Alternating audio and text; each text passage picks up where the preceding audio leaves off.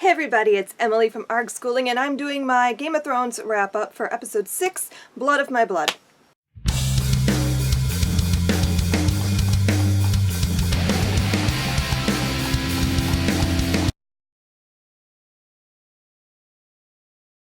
But this wasn't quite as exciting as last week's episode. I really liked the theme that was running throughout the whole episode. I really like when the show's title blends throughout the whole episode, as opposed to like the ones like Mountain and the Viper or The Door that are really only focused on one particular storyline. So, okay, let's just get started. So we're going to start in the north, and Bran and Mira are really the only people in the north that we focused on in this episode. So it picks up right after The Door, and they're still running to escape the Whites, and they are rescued by a mysterious stranger. Now, I got excited because I was like, we're finally doing Cold Hands? That's actually happening? So that was cool. Except that, you know, in the books, Cold Hands, not Benjen. No. I want to say that that he says, or the children tell Bran that Cold Hands is like been dead a really long time.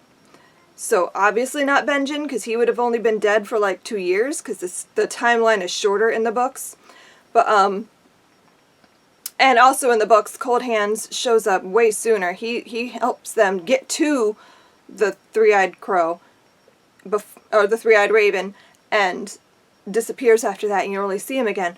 But so I understand for the show, it's easier, it makes more sense for it to be Benjen. I can work with that. So that was kind of a nice reintroduction to what has happened to Benjen. But I'm wondering, like, what happens next with that? Is he going to get them to the wall? Is he going to run into Jon Snow at some point? Is Jon finally going to find out what happened to Benjen? I don't know. And I still have this feeling that if they get to the wall, that's going to be the cause of the wall coming down. So I don't know. We'll get there. Also, Bran had a whole lot of flashbacks going on, which were really interesting. It's like he's downloading the entire history of Westeros, and you could see flashes of it. And I like the flashes of the Mad King, King Aerys, screaming, "Burn them all," and you can see Jaime stabbing him in the back and sitting on the throne, and that was really, really cool to see. I wish it was a longer flashback that we could really kind of delve into, but I'll take what I can get.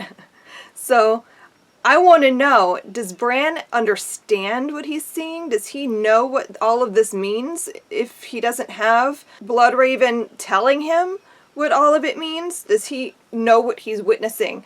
And what will he do with that information when he has it? Because some of it, I mean, wouldn't he already know about the sack of King's Landing and all of that? I don't know why that would be necessary for him to see. He would have known that story. Unless it's something that's gonna, like, make him sympathetic to Jaime Lannister. I don't really know where that's going. But, the things he needs to see would be Jon Snow's parentage. When is that happening? I need to know. I need to see that. I want the rest of that vision. Okay, so now we're going to move to Sam and Gilly at Horn Hill. I really, really liked this. I enjoyed so much seeing... I really like Sam and Gilly. I know some people think that that's just filler, and for the most part it is, but it's enjoyable filler. I enjoy that. And I really liked seeing Sam with his mother and sister, and I mean, they seem like really, honestly good people. And I loved seeing him with his father, which was like the most awkward dinner ever.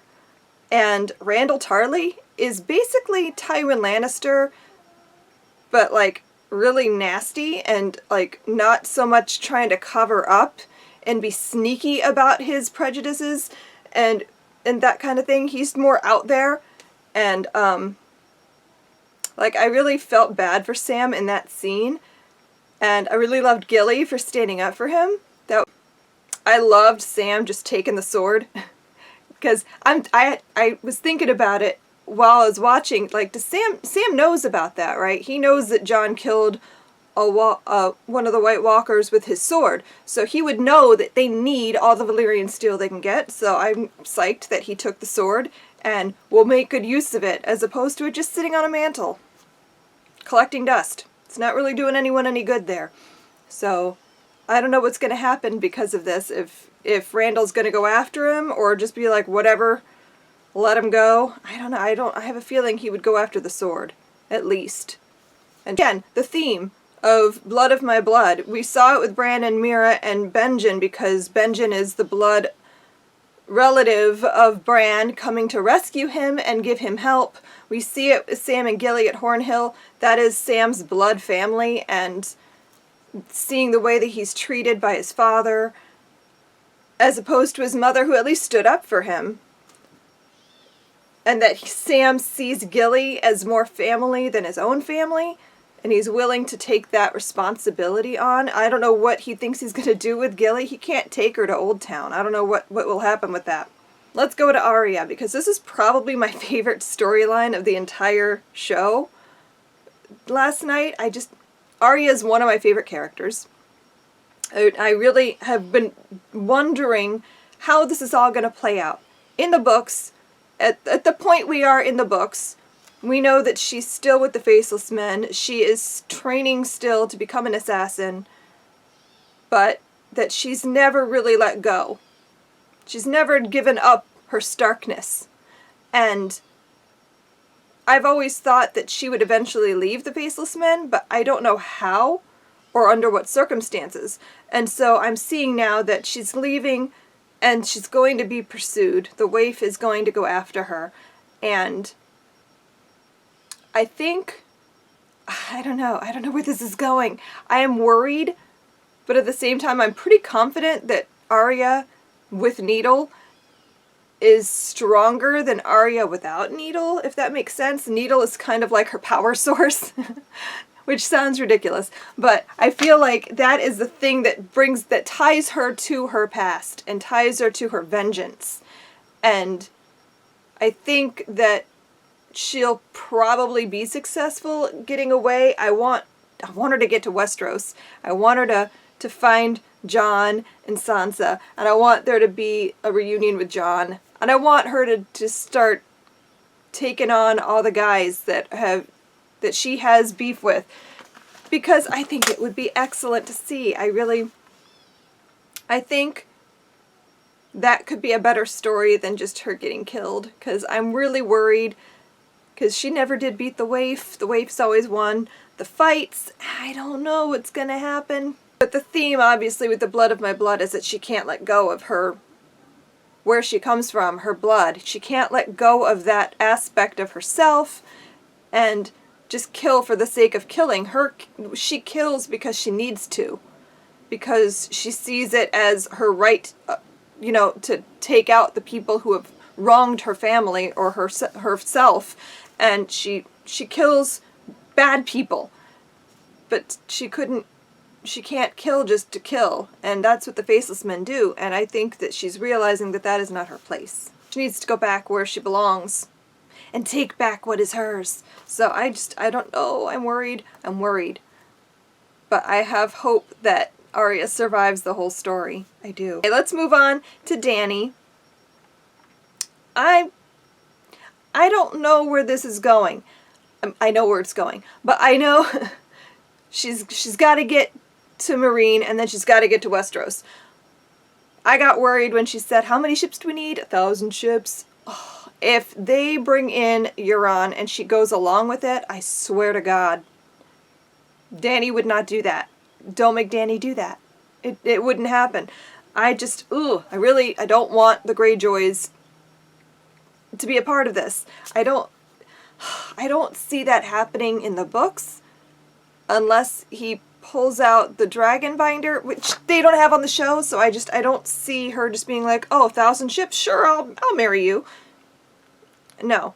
I think what would be more likely would be a Quentin Martell storyline could go to Euron. Oh, see, now I could get down with that. If he tries to prove himself to her with the dragon.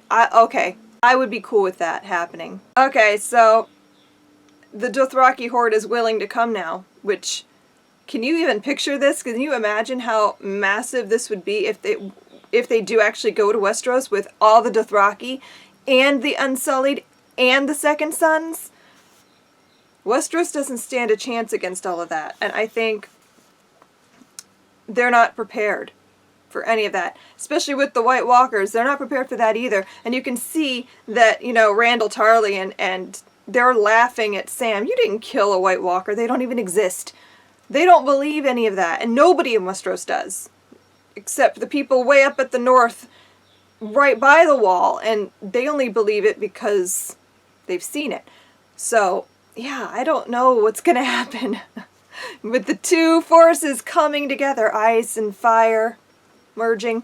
Yeah, that's gonna be epic. Alright, so let's talk about King's Landing, because that was like the other major piece in this episode, is that you see basically the battle that was building just sort of collapse. Marjorie is playing this game. I don't know what her motive is here. At first I thought it was just for Loras, but then I'm thinking, what is like one of the first scenes we see Marjorie talking to Littlefinger, and he asks her, do you want to be the queen? Or do you want to be a queen? And she says, no, I want to be the queen. So, is she doing this just for the sake of, well, now I can be queen, undisputed? Or is this... I really don't think she means it. I know that she's just a really good actress, and she's playing them all. I think Tommen believes it, obviously. Tommen's super weak, and he totally falls in line with her. And sure, yeah, let's let the Sparrows take over. Well, we are now the two pillars, blah, blah, blah. He bought it entirely. But I don't believe that Marjorie does. And you can kind of see her smirking a little bit when Jaime's like, she's not going to do this walk of shame. And she's like, of course I'm not. Silly man. So I feel like she's playing everybody. And can I just say, I don't like show Jaime nearly as much as book Jaime. He's had moments in the show where I was like, oh, okay, we're getting there. What's happening right now? In the books, Jaime is, at this point, he is in the Riverlands. He has given up. He doesn't like Cersei anymore. He doesn't want anything to do with her.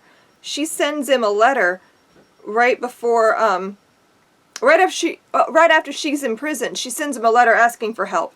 And she needs a champion. She needs him to come to her aid. And he throws the letter away. He's like, no. He knows that she's been sleeping around. And in the book, she's been sleeping around. It's not just Lancel. It's the Kettle Blacks. It's, what is her name? I want to say Tyene, but that might not be right. A woman that's like almost her lady in waiting. She's just sleeping with everybody. And Jaime's always been true to her, and he is pissed. So he's kind of given up and moved on, and he doesn't want anything to do with Cersei and her crazy plans, and this is part of where Cersei's madness comes from. And I'm sorry, but Jaime Lannister would never have been like, they took our son. No, he would never have admitted that that is his son. So that kind of bothers me a little bit. I want book Jaime. We are at least getting the Riverlands plot, which is finally, because I would have happily taken that over all the Dorne crap that we had last season any day, because that's like book 4 storyline happening now. So yeah, so we're finally going to get to see what's going on in the Riverlands, which, I don't know, are we going to see Lady Stoneheart? I don't know. I kind of hope so, but I don't know. If they're bringing Benjen back, maybe. We have a whole lot of resurrection happening right now, so it seems like a good time. And also, I feel like this is how Tommen's gonna die. We know that all of her children die. Gold will be their crowns, gold will be their shrouds. They're all gonna die. We've already lost 2. All we have left is Tommen, and I think Tommen aligning himself with the High Sparrow. That's his death warrant right there. I don't know who is going to be. But again, we see the theme of the blood of my blood through that storyline too, because the Lannisters are a mess, and the Tyrells are trying so hard to pull it together. And I liked, though, that we see Kevin Lannister is still the Hand of the King, even after what happened. So that tells me that Kevin would rather align himself with that to save Lancel than go with the Tyrells and maybe risk Lancel getting killed in the fray. So still sticking with blood there. So yeah, I like how that kind of plays out through every single storyline this episode. Predictions. I think that I've kind of covered a lot of the predictions as I was talking, but yeah, I think, like I said, the King's Landing stuff's not over. I think that Cersei is still pretty confident. You can go, Jaime, go to the Riverlands. I got the mountain. Who can touch me? And I think that we're going to find out that the High Sparrow's got even more up his sleeve. I don't know. I'm still rooting for Clegane Bowl to happen. Let it happen. I want Clegane Bowl because I just, that would be epic. So I think that he's going to have something, some champion chosen, even if it's not the Hound, that it's going to be somebody equal to the Mountain, which blows your mind. What could be equal to the Mountain? But they've got something, because they're not going to let Cersei just win. And they know what she has, so, and they know how unholy the Mountain would be, but yeah, so I totally see that going to happen, and I see Cersei unleashing all kinds of crazy on King's Landing. I mean, she still has all the wildfire, so, and she's always saying, I'll burn the city to the ground. I see that happening. I see her just like unleashing everything she's got, especially with Jaime gone and she has no one to temper her. Yeah, it's going to be a mess. King's Landing's going to be a mess. I actually think she's going to be the one to kill Tommen. Now that I'm thinking it through, I think she's going to kill Tommen. Not on purpose, but through her crazy. She's going to do something and she's going to put Tommen at risk, and yeah. Wouldn't that just be poetic? I think Euron's going to have to get to Dany really soon if that's happening this season. And it has to happen this season, right? Because, I mean, why bring it up now if it's not going to happen for another season? So I think that, yeah, Euron's going to show up in Meereen. He's going to, I don't know, he's going to try to do something to prove himself to Dany, and she's going to take his ships, basically. I don't see her aligning with them. I think I just see her commanding them and taking the ships and going on her merry way. I really think that she's going to end up in Westeros by the end of the season. Wouldn't that be nuts? Or at least on her way. I think probably more likely that she'll be like leaving to get there at the beginning of next season. And I think Aria and the Waif are going to have their showdown at some point really soon. It's going to happen. I don't know who's going to win. I don't know. I'm worried. But yeah, so those are my thoughts overall. Did you watch the episode? What did you think? Comment down below and we can talk about what you thought. Thanks for watching, and I will see you guys next time. Bye-bye.